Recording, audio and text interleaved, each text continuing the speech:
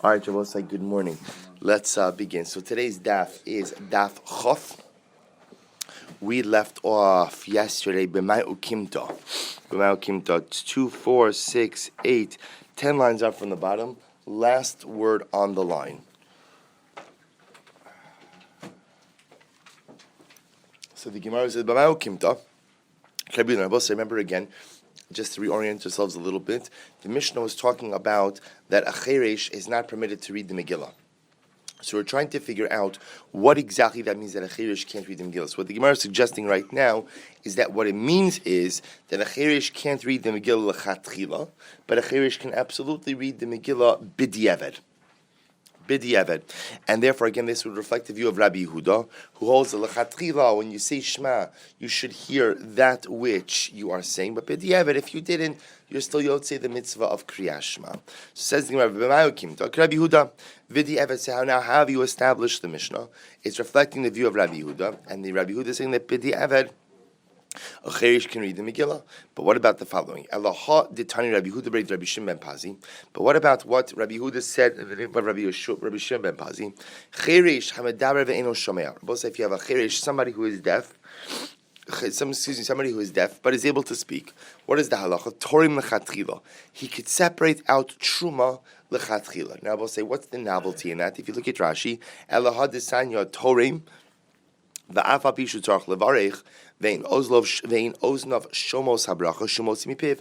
Now the chiddush over here is what? When you separate out truma, there is a bracha that is recited on that. So even though again this individual is going to go ahead and separate a truma and not be able to hear the bracha, nevertheless he's permitted to do so.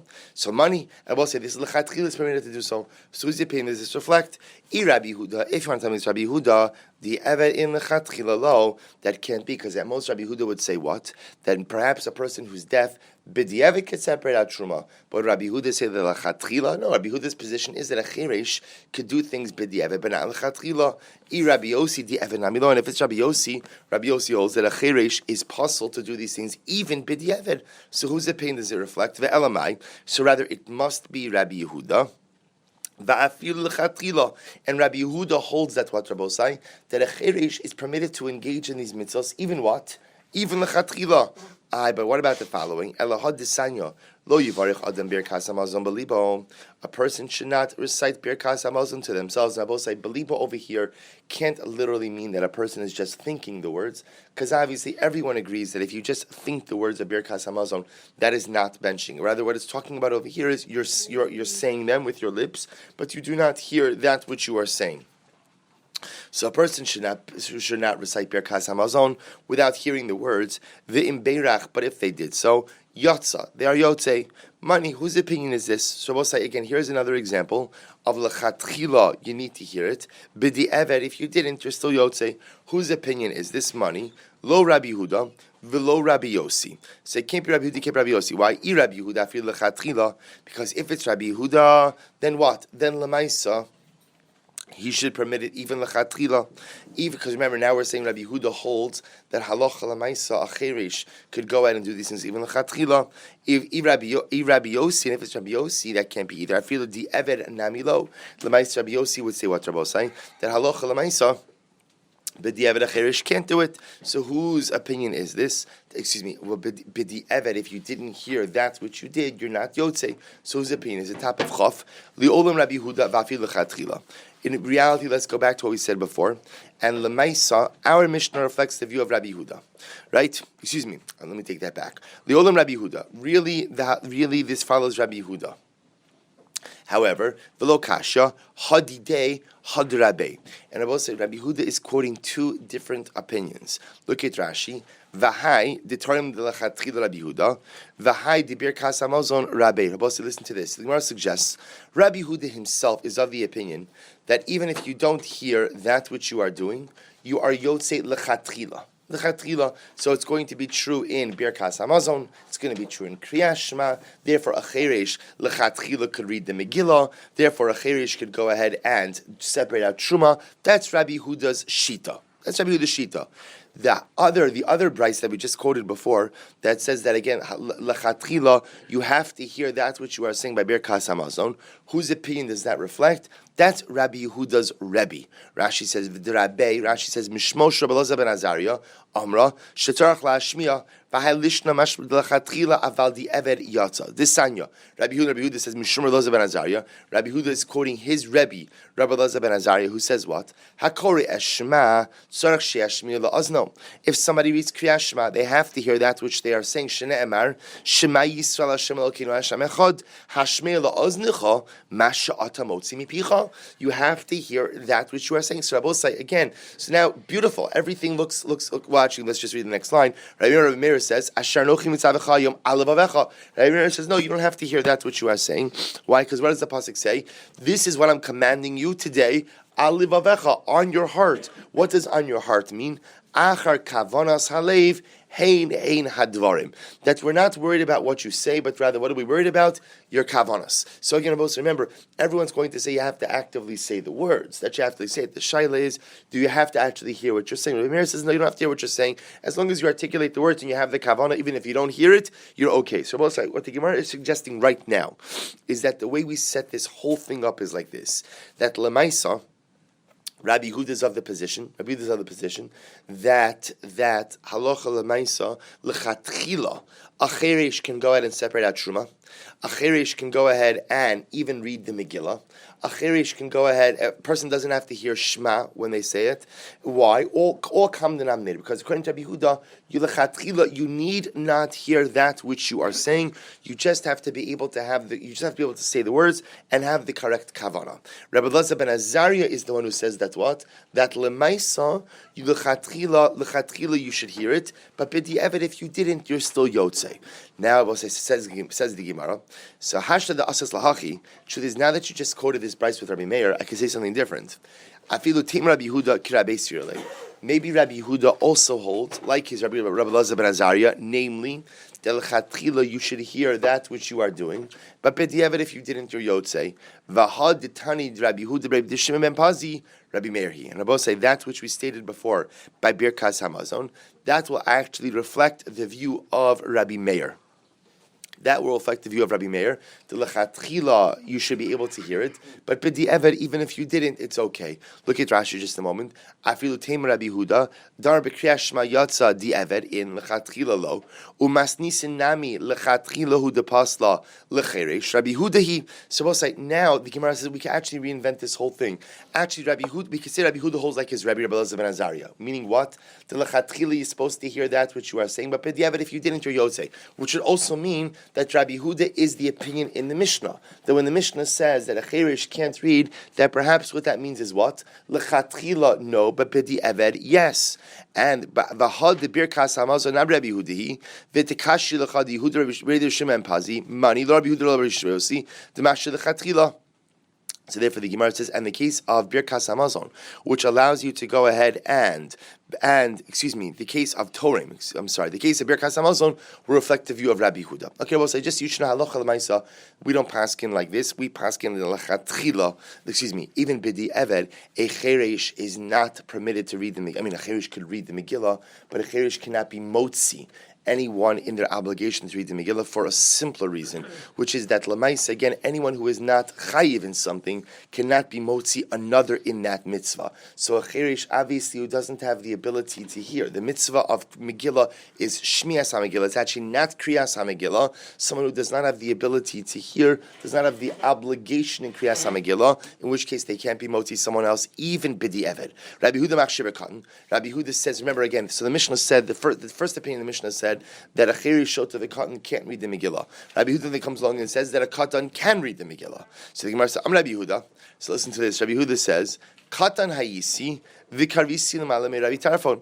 So we'll say, Rabbi Yehuda comes along and says, listen, I have to tell you, when I was a kid, I read the Megillah before Rabbi Tarfon. I read it. Whether this means I read it for Rabbi Tarfon's minion, the point is, I read the Megillah for people. When I was a kid, this is Rabbi Yehuda himself saying it. So listen to this. I'm saying, Rabbi Tarfon was a Canaan Belud. I went ahead and I read the Megillah for Rabbi Tarfon and the Zakanim, right by the airport, in Lod. I went ahead. I did this. So how can you tell me that it doesn't work? I mamish did it. Listen to what they said. Amrlo, ein mavin raya min hakatan. Very nice, but you can't bring a halachic. If you are the only sole testimony about this, you cannot. Your halachic testimony that you are offering about something that occurred when you were a minor has no halachic validity. That statement itself, because remember again, even though he's making the statement now when he's an adult, essentially what he's doing is he's testifying about something that happened when he was a child that has no halachic validity. Tanya. Rabbi Rebbe said, Katan Hayisi, again, since there's another price, Rebbe says, when I was a child, Vikarisi Lemala me Rabbi Huda, I read the Megillah in front of Rabbi Huda. So now this is Rebbe saying, I read the Megillah in front of Rabbi Huda when I was a child. Amrulo, Ein Mevi'in Raya min Amatir. Shkoyach, that's not a good raya. Rabbi Huda is the one who allows a katan to read. So the fact that you as a child read before Rabbi Huda, that doesn't help us over here. We know Rabbi Huda's shita. Doesn't mean it's right.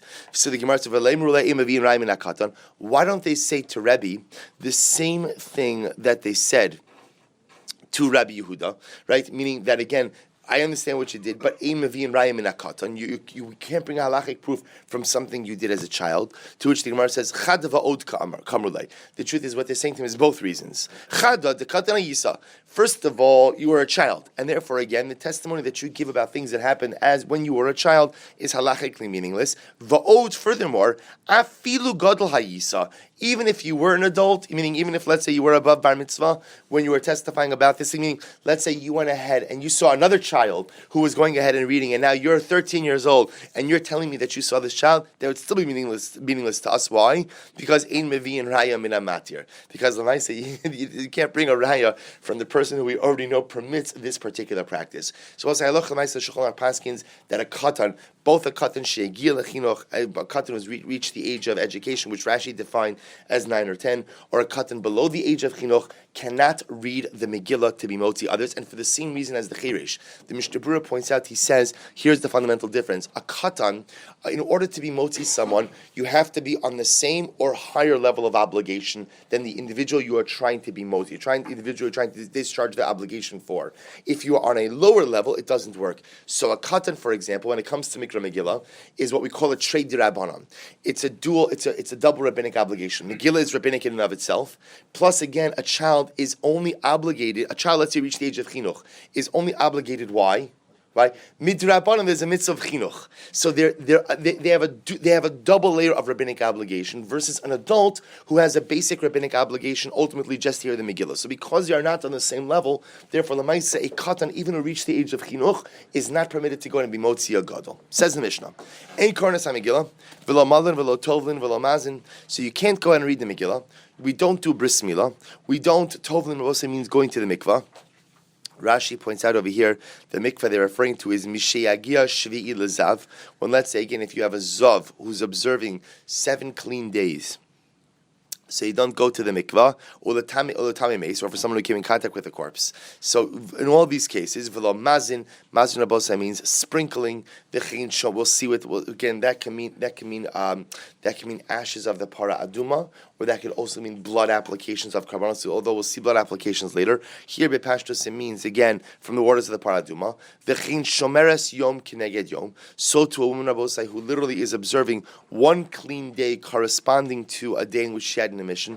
We saw this already before, that if a woman experiences bleeding at certain times of the month after her normal menstrual cycle, so again, she has to observe 1 clean day for every day in which she has an emission. Obviously, if she has an emission 3 times, then she becomes a Zava Gedola and has to go ahead and observe 7 clean days. So Shomer Yom Keneged Yom means, for example, if she sees blood on Thursday, so she would have to observe a clean day on Friday. So in all of these cases, Lo Titbal Ad Shetenetz Achama. So we'll say all of these things that we just mentioned. So again, we have Kriyas HaMegillah, Bris Milah, Tevila in a mikvah, sprinkling of the waters of the Paraduma, Shomeres Yom Kineged Yom, which means again, that woman who's observing a clean day can't go to the mikvah. All of these things by daybreak. They can only be done after sunrise. They have to be done by day. However, the Kulun Shas Mishalam Shachar kosher. But, okay, here's the but. That's what? That if you did it from dawn, If you did it from dawn, Abosai, now when's dawn? When's dawn? Remember, machlokes haposkim when dawn is. So we normally assume that dawn is approximately 72 minutes prior to sunrise. 72 minutes prior to sunrise.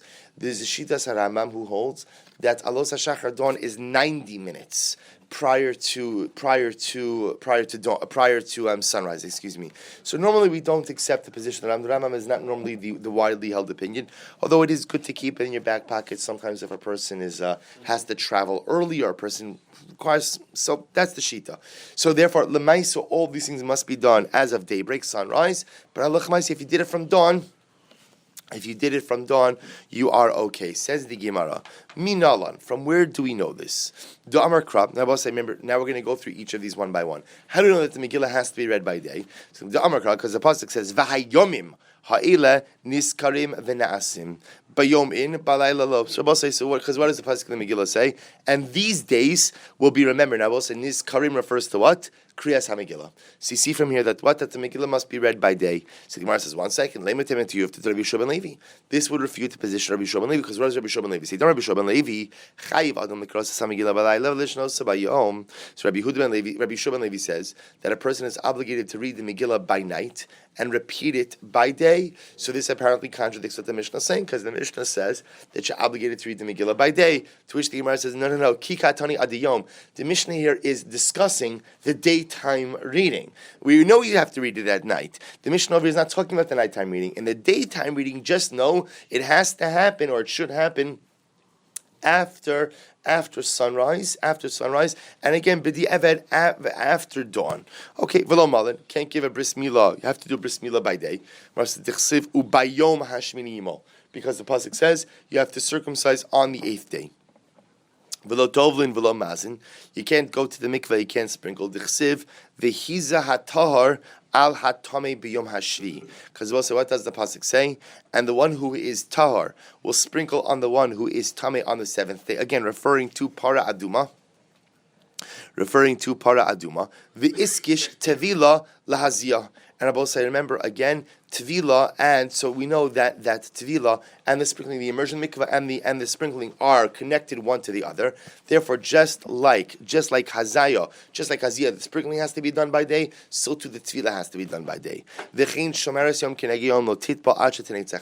Similarly, Rabbi say, if you have a woman, again, so remember this case of Shomeres Yom Keneged Yom is a very specific case of a woman without getting the way that a biblical menstrual cycle works, or a woman's general bleeding cycle works, is it's not complicated, but the truth is, it's not in line with the way we normally think about menstrual cycles. Essentially, according to what we'll call a biblical cycle. Not that it's written, but we'll call it a halachic cycle, not a biblical cycle. So essentially, there are 11 days in between periods. There are 11 days in between menstrual cycles, in which case, again, now what that means is there are 11 days between cycles in which we are sure that if a woman bleeds, that is not menstrual blood. It doesn't mean that a woman will get a period, within 11 days of each other, but between cycles, there's 11 days where we know for sure it's not menstrual blood, which means that if she bleeds, it's got to be something else. What that something else is, it could be zivos or some. So the point over here is that halacha ma'aseh, if a woman goes ahead and bleeds for one day, remember again, every day she bleeds, she has to observe a corresponding clean day.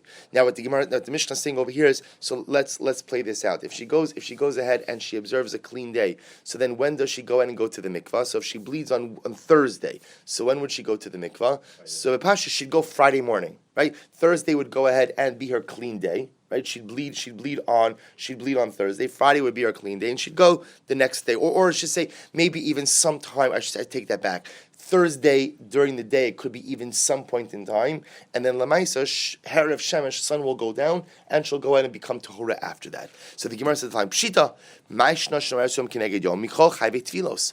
Rabbi said, we just established before that whenever you go to the mikvah, all Chayve Tfilos, anyone who goes ahead and immerses in the mikvah, lemaisa goes by day. So if you've already established that chayve tvilos go to the mikvah by day, so why would this woman be any different?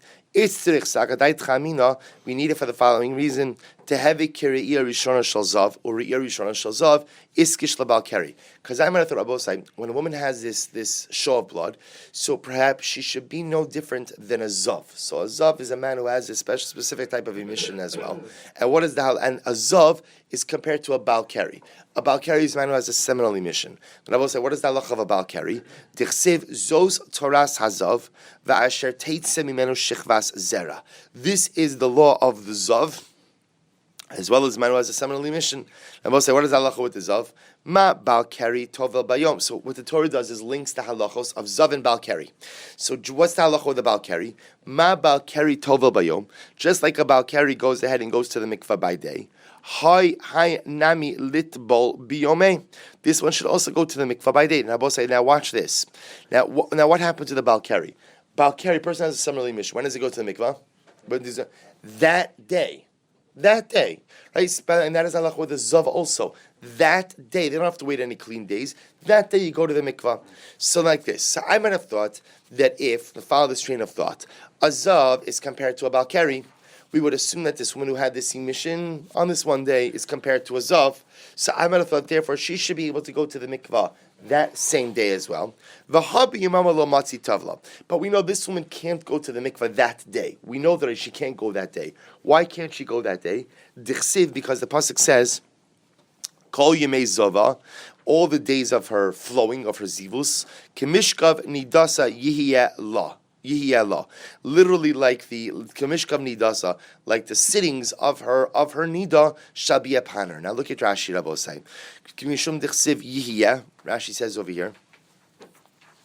Rashi says, Garsinon, Kol Yimei Zov Tumasa, Kimishkav Nidasa Yihiyela, Vahach Kra, Birias Shomeras Yom Keneged Yom Koi, Meribuye Kol Yimei, Darshinam Mesechas Nida, Va'aminon Hasam Yihiyela, Milamit shesoferes echad leechad ktsas miyom hamacharas. Hilchach balayla mias titbal of the ksashim. I'm supposed to listen to this. So the Gemara Maseches Nida darshans from this pasuk of Yihiyeh law is that lemaisa it teaches us that she has to be able to count a clean day. It's actually a drasha from the same lashonos of the Shiva Nikiyim. She has to go ahead and count for herself a clean day. So let's play this out. See, here's what we know. We know that Zav and Bal Keri on one hand, when they have their emission, they're able to go to the mikvah that day. My reflexive reaction would have been to compare a woman who has this emission on this one day to a Zav and a Bal Keri also, which would mean then that when could she go to the mikvah? On literally the day of her emission. But I know that's not true. Why do I know that's not true? Because I know that she has to count a clean day. So already I know that she is different from the Zav and the Bal Keri. She has to count a clean day. Fine. Now that she has to count a clean day. However, the Belayla mihasli avid miktsas shimar viktitbal. I'm going to thought the following. So she has to count the clean day. So when should she be able to go to the mikvah? Say when? That night. So let me illustrate this to you. So here's what I know. I know, for example, a Zav has a Zav or a Bal Keri has an emission today. So when does he go to the mikvah? He has an emission on Thursday. When does he go to mikvah? Thursday. Okay, this woman who has an emission today, I know she can't go to the mikvah today. How do I know that? Because I know she has to count the clean day. So I would think, even though she can't go today, when she should be able to go? Tonight. Why? Because once nightfall comes, she has observed some semblance already of a clean day, because again, the next calendrical day is here. Let her go to the mikvah at night. Kamash Malon, no. Kamash Malon, Kavan de Bayasfira, Amadeus, Kavan de Bayasfira, since she has to count a clean day, be a mamahi. Therefore, again, Lemaisa, she can only go to the mikvah the next day. In other words, what the Gemara is saying over here, and I said this wrong before, she can, see, now that she has to count the clean day, so what has to happen? What has to happen is Lemaisa, she needs at least some semblance of daybreak. Because it's only once daybreak occurs, then what? That it's considered as if she's observed a significant portion of the clean day, and therefore, if she had the emission today, when could she go to the mikvah? Right? Friday morning. Right? Tomorrow morning already. So Friday morning she'd be able to go to the mikvah. So the Lamaisa, again, that's why, even though we understand what the Gemara is trying to accomplish. The Gemara is trying to teach me, even though the Mishnah told me that chayvei tevilos, those who go ahead and have to go to the mikvah, have to go by day, this case still has to be explicitly stated of the Shemar Yom Keneged Yom, because the Havamina is, if you would not have stated this, I would have thought that such a woman could go to the mikveh at night. Kamash no, she can't go at night. She has to go by day as well, in order for it to be counted as if she has observed, in fact, a clean day. So we'll say, what did the Mishnah say? Even though all of these things are supposed to be done after daybreak, but meaning after sunrise, thank you. After sunrise, however, lemaisa, if you did it after dawn, so b'di'evet it's still okay. So Gemara says, where do we know that from? That these things that are also, remember, we've demonstrated that halachically, all of these things must be done by day. So if you're going to tell me that b'di'evet it can be done from nightfall, what you have to demonstrate is what? From dawn, from alos, you have to demonstrate that alos is also called what? Day. Alos is also called day. So Gemara says, how do we know this? How do we know? So it says the Gemara, Amar Rava, the Amar Kra, because the pasuk says, "Vayikra Elokim la'ar yom." God called the light day. So the Gemara says, how do we dash that? Lemeir uba karayom. What does it mean that when it says ar?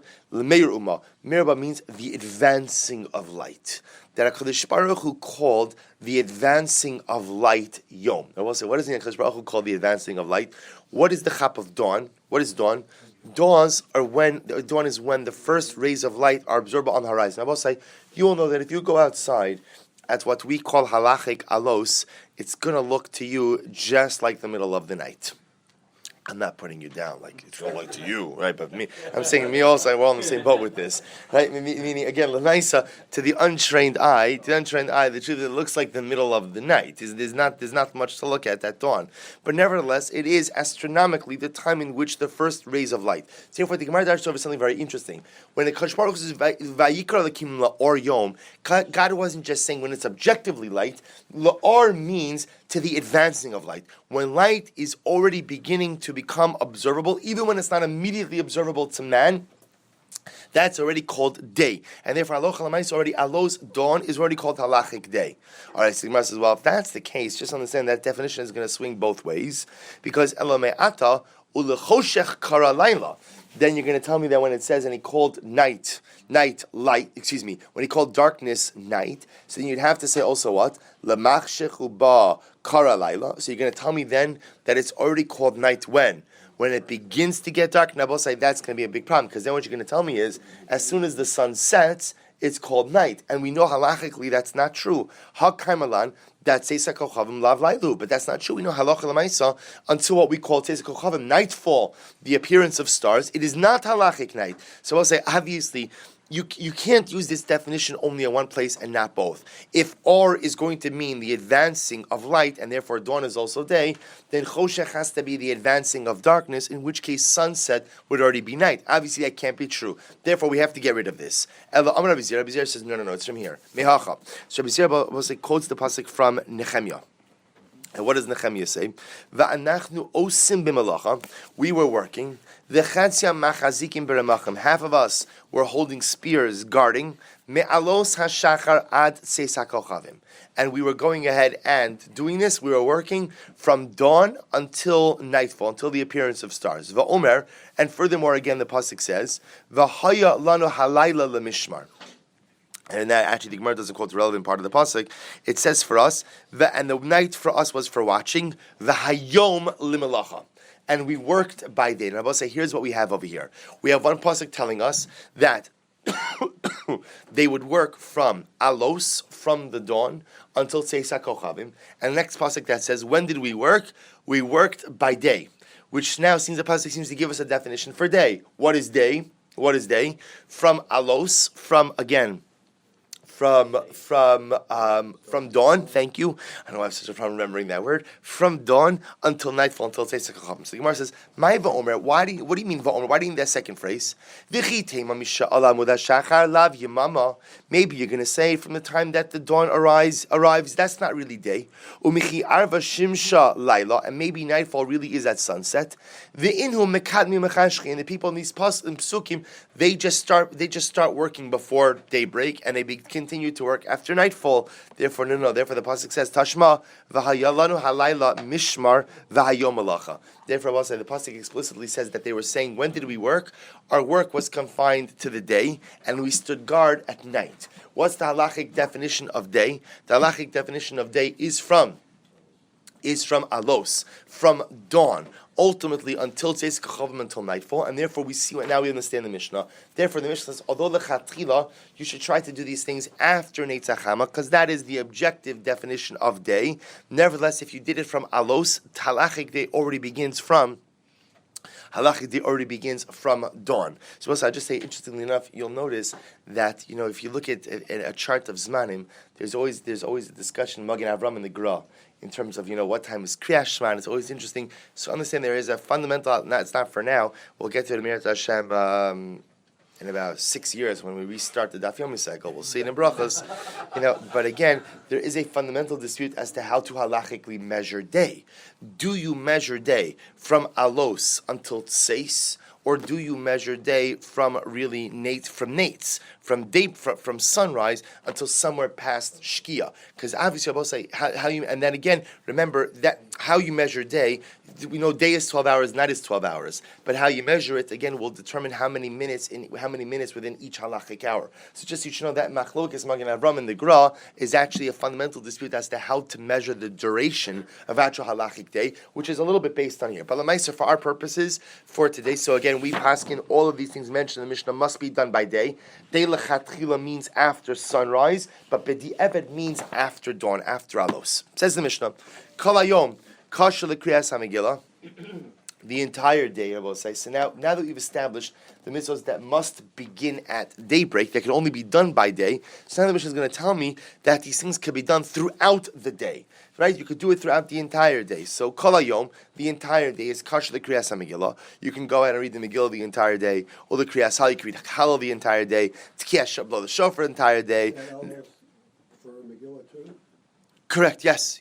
All of these things that have to be done by day is b'di'evet from alos. L'chatchila from Neitzach Hama and on b'di'evet from alos. So kriyas hamegillah, netilas, taking lulav, tfilas hamusaf, davening musaf.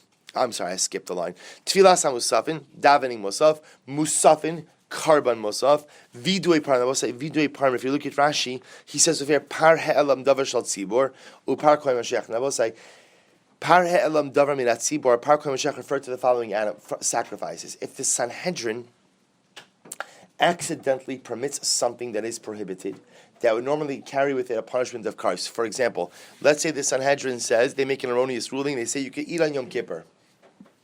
Okay, whatever. They paskin that you can eat on Yom Kippur. So I'll say if they do that, that brings with it again, that is technically speaking a violation that carries with it a penalty of kares. Halacha lemaisa, there's a certain carbon that's brought. Similarly, if the Kohen Gadol paskins, he allows something that is normally prohibited by kares. Excuse me. Right, he allows a prohibition that is normally punishable by kares. There's a certain carbon that he brings. These karbanos must be brought by day. Levidui meiser. I will say vidui meiser refers to the vidui. Literally, there's a confession that's made when you separate out your trumas and meisers from the home. Levidui Yom Kippurim, the confession of Yom Kippur. Smicha, shchita, tenufa, hagosha, kamitza, haktara, melika, kabbalah, hazaya. Both say these are all different parts of karbanos. Smicha refers to the leaning on the animal. Shchita is the slaughtering of the animal. Tenufa means the waving of certain sacrificial parts. Or although it's not just sacrificial part, you also wave bikurim and you also wave the omer. Hagosha means the bringing of the sacrificial parts close to the mizbeach. Kamitza refers to the taking of the 3 fingerfuls of the flour of the mincha offering. Haktara means offering on the mizbeach. Malika refers to the bird offering. Remember, the Kohen does something very interesting. The Kohen grows his thumbnail long, and by the bird offering, flicks off the head of the bird by essentially breaking its neck from the back of the animal's head. He takes the nail in and he flicks off the head of the bird. L'kabbalah, receiving the blood. Hazia, sprinkling of the blood. So I'll say all of these things, these are all the different parts of the sacrificial service. They must all be done by day. Ulashkias sota. Again, I will say if you have a sota situation, the sota must be given to drink by day of the sota waters. La'arifas ha'egla, decapitation of the calf. I will say that refers to if you find a corpse in between two cities and it's not clear who killed the individual. Remember, the elders of the closest city come out to the site of the murder where the corpse is found. They decapitate a calf right there, parts of Egla Rufa, Taras HaMetzora, purification of the Metzora. Both sides. So all of these things, A, have to be done by day, and B, you have the entire day in which to do it. So I think Gemara says similarly, Kol halayla kashlak tziyas omer, ulehekter chalavim ve'ivarim. I will say furthermore again, those things that are done at night, for example, the harvesting or the reaping of the omer, the actual cutting down of the barley, hekter chalavim ve'ivarim, or the burning of the leftover fats and limbs, all of those things, or you could do them the entire night. So the Gemara says, the Mishnah says, Zaklam, this is the principle. Davar shemitzaso bayom kasher kalayom. The general principle is what? Anything that is permitted to be done by day can be done the entire day. V'chol davar, davar shemitzaso balayla kasher kalalayla. And anything that could be done at night, you are permitted to go out and what? Do it the entire night. Fine. Says the Gemara. Minolan. I'll say, how do we know this? Meaning, how do we know? The Gemara is going to go through these one by one. How do you know Lemaisa that you could read the Megillah the entire day? Meaning, we've established before the Megillah has to be read by day. How do I know to have the entire day? Minolan Damakra, because the pasuk says Vayomim ha'ila niskarim v'nasim. Because the pasuk says Yomim, these days, which indicates that I have the ability to go ahead and read this Megillah when? Throughout the entire day. L'kriyas halal. How do I know I have the entire day for halal? D'chsiv b'mizrach shemesh ad mivo'o, because the pasuk says literally, right? The pasuk says from the time that the sun rises in the east until literally it sets. So you see from here, you have the entire day for halal. Rabbi Yossi says no. From here, zehayom asa Hashem. This is the day, which indicates that you have the entire day for halal. Netilas lulav. How do I know I have the entire day for netilas lulav? D'chsiv ulakachtem lachem bayom harishon. Because the pasuk says you will take it for you on the first day, which indicates again on both sides. Interestingly enough, these are many of the same psukim that we used also to teach us that what? That these mitzvahs must be done by day. Now the Gemara is also teaching me that when I say it has to be done by day, it means what? That I have the entire day. L'tkiya shofar, how do I have the entire day for shofar? D'chsiv yom tiruah yelochem. Lemusafin, how do I know from Musaf? D'chsiv devar yom biyomo. Right? Literally a matter of its day throughout the entire day. I have the entire day in which to go and offer up the korban musaf. L'tfilas hamusafin, how do I know that I have the entire day to daven musaf? Kimusafin shavihu l'rabbanon. Because of also again lemaisa, the rabbis equated the davening of the tfilas musaf for the actual korban musaf.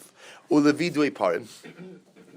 How do I know about that for vidui parim? Remember, vidui parim refers to the confession that is made over the parim. The parim, which refers again to the two parim we saw in the last Mishnah as well.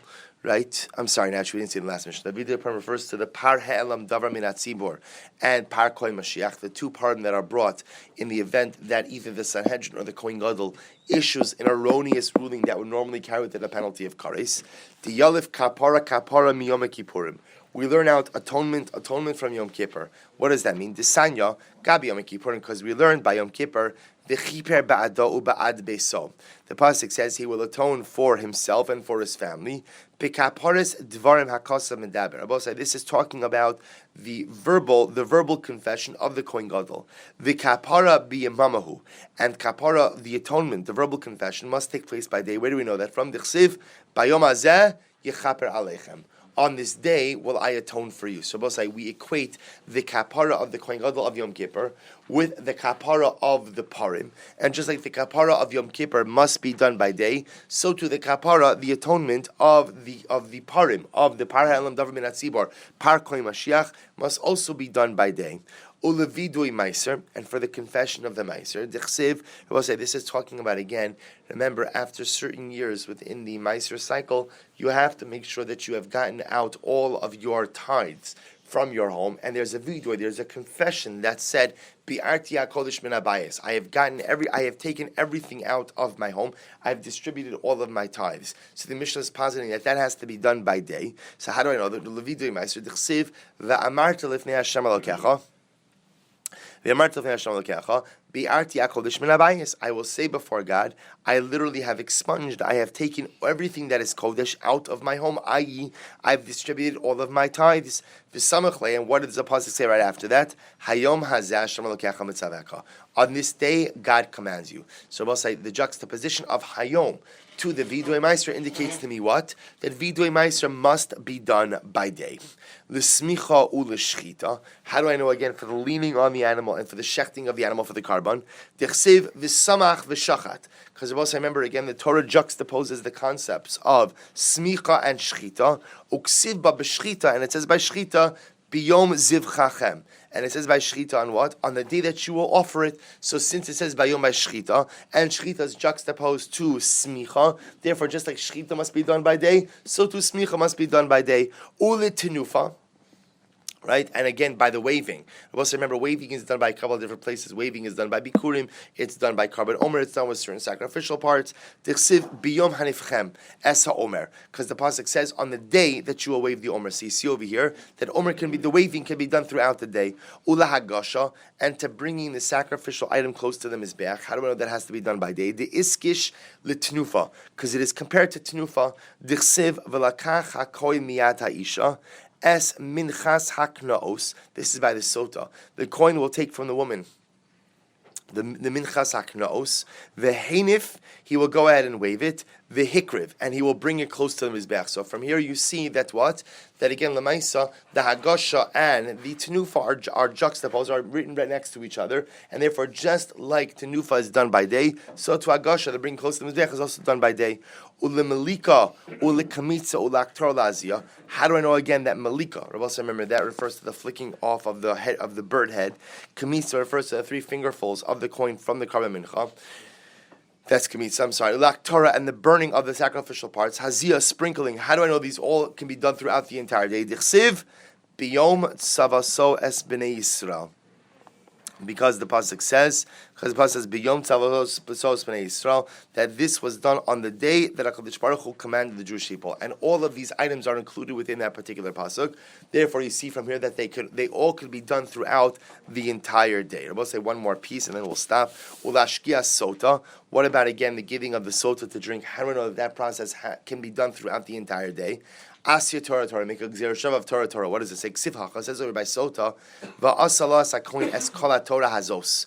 The coin will go ahead and literally subject her to this entire process, called this entire Torah. Uksiv hasam, and it says over there, piha Torah asher yorucha. You will go ahead and conduct yourselves by the Torah that they will instruct you, va'ala mishpat, and by the justice. Rabbi said this is talking about over here our obligation to listen to the Rabbanim, to listen to Chazal, to listen to the Beis Din.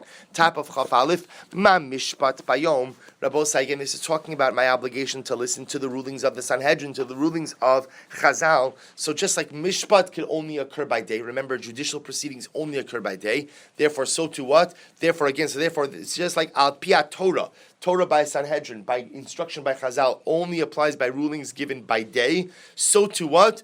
Afkan. So to over here, by the sota, va'asla kol Torah hazos, could also afkan by yom. So to over here by the sota, the process only applies by day. All right, we'll stop over here. Pick up Amir Tashem tomorrow.